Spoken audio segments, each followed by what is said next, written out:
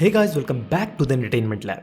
Serial killer David Berkowitz and the theory that he didn't act alone are being brought to light once again with a new Netflix documentary series, The Son of Sam: A Descent into Darkness.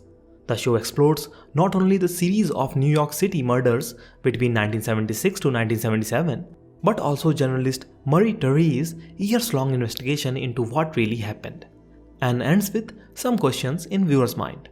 So in this video, let's break down the show and talk about the ending of it. So without wasting any more time, let's jump right into the video, and before we begin, hit the subscribe button and press the bell icon to never miss a video from us. Berkowitz was arrested back in 1977 for 8 shootings and received multiple life sentences for its crime.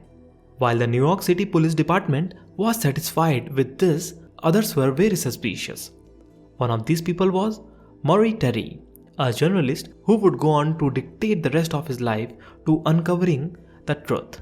Because of inconsistencies in the case, such as the facial composites from the shootings suggesting multiple people were involved, along with Berkowitz's letter to the police and the journalist Jimmy Breslin referencing a Father Sam, there was cause to find more evidence. And that's exactly what Terry did.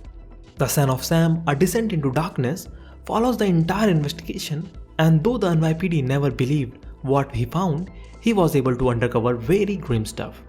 On multiple occasions, Terry identified other people who he believed were involved in the crimes, and they soon ended up dead.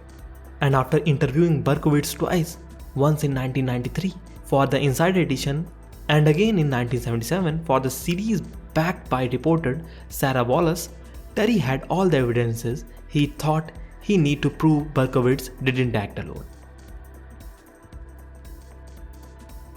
Although nothing was even proven in the court to say that Berkowitz didn't act alone, this documentary series all but confirms it. After his initial digging, Terry discovered that Berkowitz was involved in a satanic cult called the Children. This group allegedly ties to the Process Church of the Final Judgment, an organization that originated in England and opened up a spot in New York. It was speculated that these people were even connected to Charles Mason and the Mason family, something Berkowitz himself acknowledged. Terry's hard work did not go unnoticed, but because the police wouldn't give him the time of the day, he decided to recruit friends and people involved in the case to help him figure out what happened. One of these people were Carl De Niro, a victim of Berkowitz who was fortunate enough to survive. As a group of unofficial investigators, Terry's group called themselves the Pine Street Irregulars, referencing the street Berkowitz lived in Yonkers, New York, and not to Sherlock Holmes. In the end, Terry was unfortunately looked at the conspiracy theorist by the majority of public, the media, and of course, the NYPD. He had Berkowitz on camera stating that he didn't act alone, admitting that he was at every shooting but did not physically pull the trigger for all of them. But the police did not want to revisit the case. They had someone to blame for the crimes and did not want to look back. The final episode of The Son of Sam: A Descent into Darkness shows Terry's final attempt to getting the NYPD to look at the evidences he had come up with in the past several years, which were not successful. He started getting sick and sadly passed away due to heart failure in 2015 at the age of 69.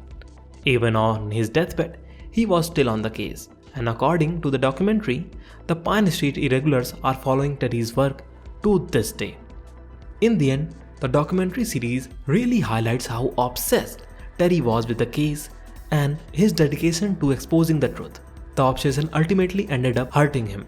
However, as he was no longer seen as credible, and even his friend admitted that he started sounding unreasonable. He was trying to make connection that might not have been really there, and though he had the evidence that Berkowitz did not work alone, he was just not universally believed. David Berkowitz is still alive today at 69 years old, imprisoned at Shongung Correction Facility in New York. So that's still an unsolved mystery to this date. What are your thoughts over it? Hit them in comment section And if you like this video, hit the like button, and for more such content like this, subscribe to our channel and press the bell icon.